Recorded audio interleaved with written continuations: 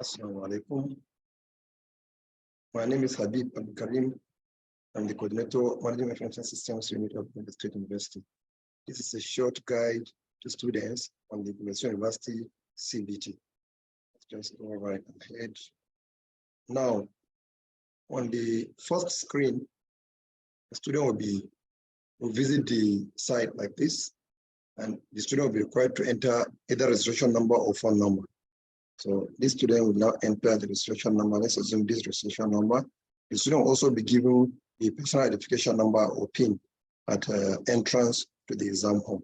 This PIN is required by every student that is going to write CBT in the university. After entering the PIN, click login, and you'll be visited by, you visit this page.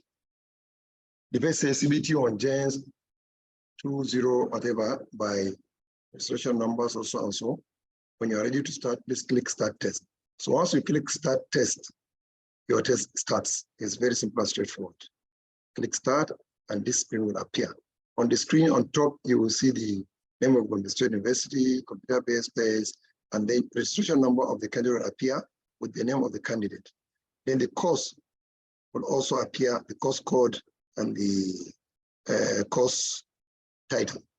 Then directions for question 1. If the first question has directions, any instructions, it will appear here. And any question you will go to, the questions are displayed only one by one.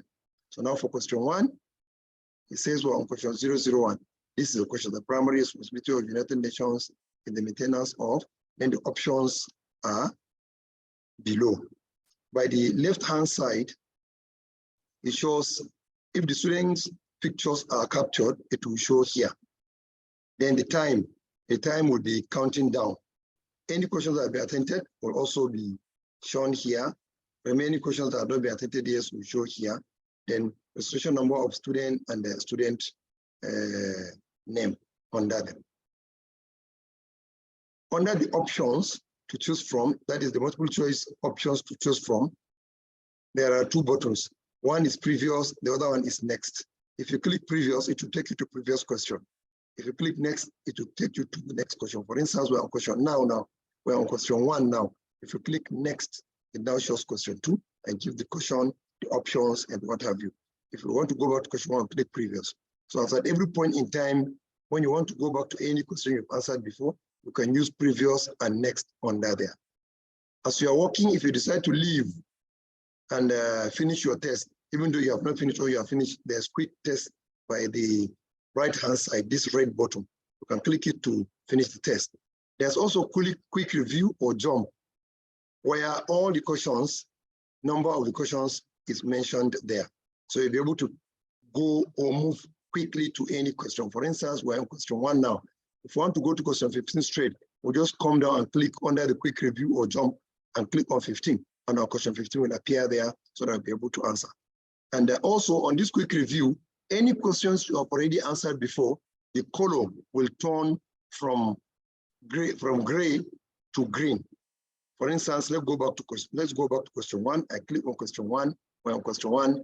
The primary responsibility of the United Nations is the maintenance of, assume the answer is A. I can now click A. And you see it has turned green. Then I now click next. I'm on question 2 now. If question 2, the answer is B, I come and click B. However, for people who are not, for students who are not familiar with mouse and find it difficult to move the cursor using the mouse, you can use keyboard only. For instance, this previous and this next, if I want to go to previous question, I just touch P on my keyboard. For instance, if this is the keyboard, you can touch P on the keyboard to go to previous. Or if you want to go to next question, you touch on N on your keyboard. If you want to, if the correct answer is A, you just touch A on your keyboard and the option will now go to A as selected. So for instance, we are on question 2 now. I touched A appeared selected. And also the attempted questions by the side shows that I have attempted 2 questions. I moved to question 3 by touching on N. And now I'm on next question, question 3. If the answer is B, I touch B.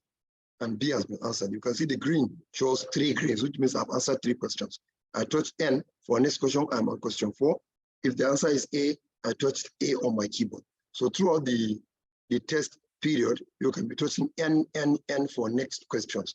If you skip any question, for instance, this is question 4, I put N, I'm on question 5, and I don't want to answer question 5 now. I just touch N and I'm on question 6. And now say, yes, question 6, I can answer it, I put B. You can see under here, under the quick review jump, 5 is showing gray, while 6 is showing green. So any question you have answered will show green. The questions you have not answered shows gray. And I can come back to your question by clicking on the number 5. When I touch 5, I'm now on question 5, and I decide probably the answer is C. I touch on C. If I touch N, next question, it moves me to question 6. And you can see question 6 is showing B, which means I previously answered question 6 as B. So that's how you continue doing N and you answer according to how you feel the answer should be. Once you are done, or maybe you decide not to answer a number of questions and you want to quit the test, you just come to this side and click on quit. And it will now show you a question. Are you sure you wish to quit or finish this test? Not that you can't restart this test once you click finish test. If you now discover, no, I don't want to finish again, you click on revert to test and you are back to your test, you continue writing your test. For instance, I go back now to question 13, I say it's B, I go to next by touching N, question 14, let's say it's A, then I go to next, which is question 15, already answered, 16 answered, 17 answered, 18, B, 19, C, then question 20, which is the last question, I now touch on D. Then I can now come and touch on finish test. The quick test will change to finish test if I already finished all the answers. And you can also see when the time remains only 5 minutes, the countdown timer will now show red, warning you that you're about to finish your test. You're almost done with your test. So I'll now click on finish test, and I click finish test again when I'm sure. It will now show uploading your results. Please wait, and my results have been uploaded. If the test has been scheduled to show your score, it will show score. For instance, for this candidate now, it shows you got 6/20. If it has not been scheduled to show you scores, you should just say, thank you for writing this test or any message like that. Thank you so much for listening.